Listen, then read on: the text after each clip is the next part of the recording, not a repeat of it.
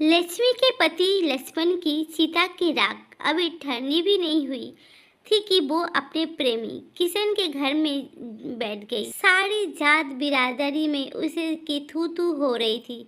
लक्ष्मी की गोद में अभी साल भर की बेटी थी। एक बूढ़ी सास थी। परिवार में और कोई नहीं था। वो अपनी बेटी को भी साथ ले गई थी। दरअसल लक्ष्मी और किशन के बीच इश्कबाजी बहुत पहले से चल रही थी। जब वो लक्ष्मण से ब्याह कर आई थी, उसके पहले से ही वो ये सब चल रहा था। वो लक्ष्मण से शादी नहीं करना चाहती थी। एक तो लक्ष्मण पैसे वाला नहीं था, दूसरा वो शादी किशन से करना चाहती थी। वो दलित था, मगर उसकी पहुंच बहुत ऊंची तक था और वो काफी पैसा बना लिया था। मगर माँ बाप के दबाव के चलते लक्ष्मी को लक्ष्मण जो जाति से गुजर था के साथ शादी करनी पड़ी। लक्ष्मी तो शादी के बाद से ही किशन के घर बैठना चाहती थी, मगर समझ के चलते वो ऐसा नहीं कर पाई थी। पर उसने किशन से मेल जोल बनाए रखा था। शादी की शुरुआत में तो वो दोनों चोरी छुपे मिला करते थे। बिरादरी के लोगों ने उनको पकड़ भी लिया था, मगर लक्ष्मी ने इसकी जरा भी परवाह नहीं की थी। जब लक्ष्मी ज्यादा बदनाम हो गई, तब भी उसने किसान को नहीं छोड़ा। लक्ष्मण लक्ष्मी का 7 फेरे वाला पति जरूर, मगर लोगों की निगाहों में असली पति किसान था। जब शादी के 5 साल तक लक्ष्मी के कोई औलाद नहीं हुई, तब लक्ष्मण को बस्ती वो बिरादरी के लोगों ने नामर्द मान लिया था। शादी के 6 साल बाद जब लक्ष्मी ने एक लड़की को जन्म दिया, तब समझ वालों ने इसे किशन की औलाद ही बताया था। फिर भी लक्ष्मी लक्ष्मण की परवाह नहीं करती थी, इसीलिए दोनों में आए दिन झगड़े होते रहते थे। अब तो किशन भी उनके घर खुले आम आने जाने लगा था। लक्ष्मण कुछ ज़्यादा करता, तब लक्ष्मी भी कहती थी, ज़्यादा मर्दपना मत दिखा, नहीं तो मैं किसान के घर में बैठ जाऊंगी। तू मुझे ब्याह करके लाया तो है, मगर दिया क्या है आज तक? कभी कभी तो मैं एक एक चीज़ के लिए तरस जाती हूँ। किसान कम से कम मेरी मांगी हुई चीज़ें लाकर तो देता है। तू भी मेरी हर मांग पूरी कर दिया कर, फिर मैं किसान को छोड़ दूंगी। यहीं पर लक्ष्मण कमज़ोर पड़ जाता था। बड़ी मुश्किल से मेहनत मजदूरी करके वो परिवार का पेट भरता था। ऐसे में उसकी मांग कहाँ से पूरी करे? श्री हट के आगे वो हार जाता था। अंदर ही अंदर वो कूदता रहता था, मगर लक्ष्मी से कुछ नहीं कहता था। मुंहफट औरत जो थी, उसकी जरूरत वो कहाँ से पूरी करता? इसलिए किशन उसके घर में घंटों बैठा रहता था। रहा सवाल लक्ष्मी की सास का, तो वो भी नहीं चाहती थी कि किसान उसके घर में आए।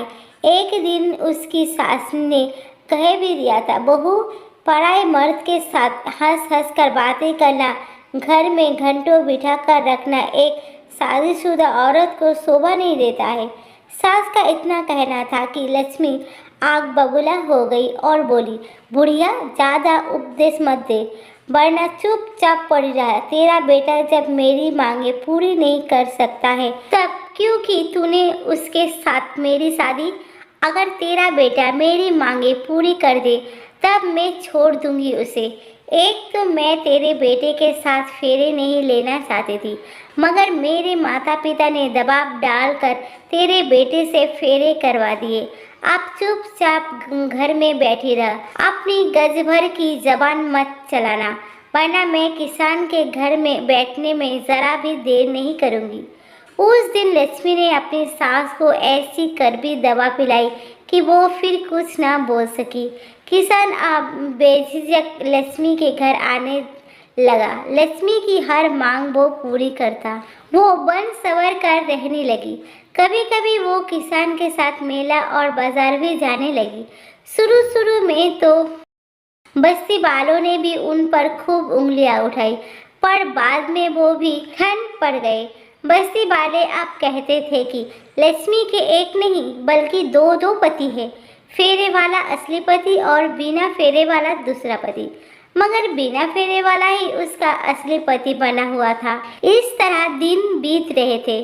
जब शादी के 5 साल बाद लक्ष्मी पेट से हुई तब उसका बाप तो दूर हुआ, मगर एक कलंक भी लग गया।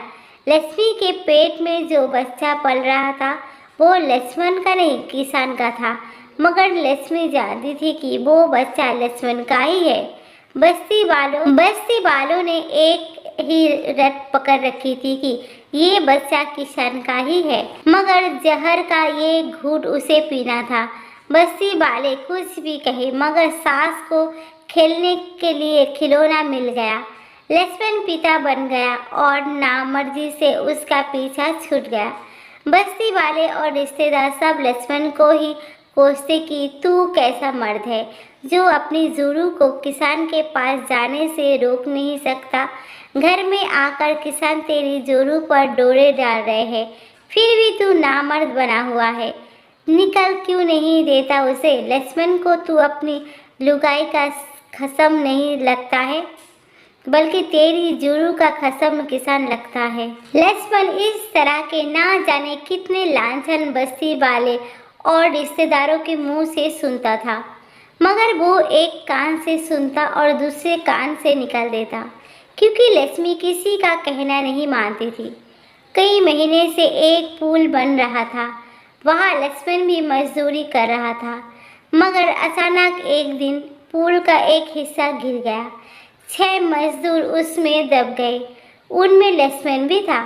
हाहाकार मच गया। पुलिस तत्काल वहाँ आ गई। पत्रकार उस पुल की क्वालिटी पर सवाल उठाकर ठेकेदार को घेरने लगे और फिर गुस्साई भीड़ वहां जमा हो गई। पुल का टूटा। जब लक्ष्मण की लाश उसके घर पर लाई गई तब उसकी माँ पछाड़े मार कर रोने लगी। लक्ष्मी लाश पर रोई जरूर थी, पर केवल ऊपरी मन से, लोक लाज के लिए।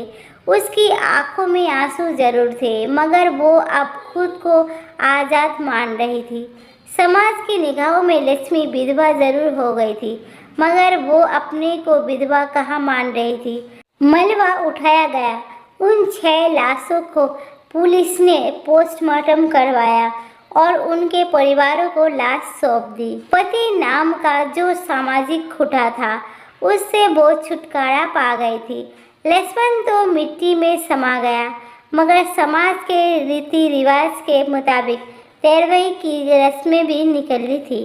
समाज के लोग जमा हुई, रसोई बकाया बनाए गए, मिठाई कौन सी बनाई जाए, ये सब लक्ष्मण की माँ से पूछा गया। तब उसने अपनी बहू से पूछा, बहू कितना पैसा है तेरे पास? मुंह फट लक्ष्मी बोली, तुम तो ऐसे पूछ रही हो सासू माँ जैसे तुम्हारा बेटा मुझे करोड़ों का खजाना देकर गया है। तेरा क्या मतलब है? सास जरा तीखी आवाज से बोली, मतलब ये है सासू माँ, मेरे पास फूटी कौड़ी भी नहीं है, मगर रस्में तो पूरी करनी पड़ेगी।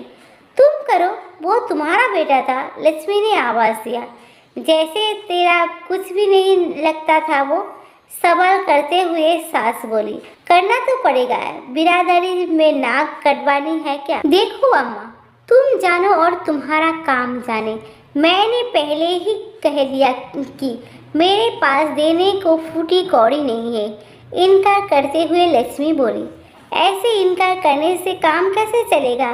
तेरा भी तो करनी पड़ेगी, चाहे तू इसके लिए अपने गहने बेच दे। सास बोली, मैं गहने क्यों बेचूं? बेटा आपका भी था, आप अपने गहने बेचकर बेटे की 13वीं कर दीजिए।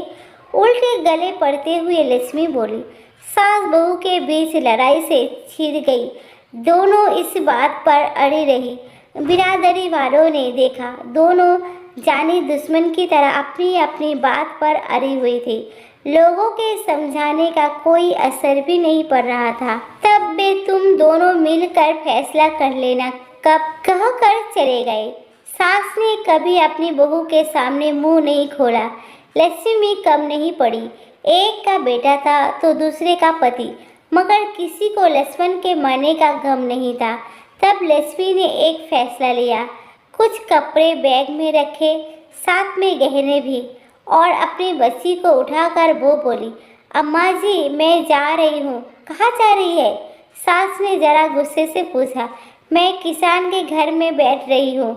आज से मेरा वही सब कुछ है। बेवफा, बेशरम, इतनी भी शर्म नहीं है? अपनी कसम की राख, अभी ठंडी भी नहीं हुई और तू किसान के घर बैठने जा रही है। बिरादरी वाले क्या कहेंगे? सास गुस्से से उबल पड़ी थी।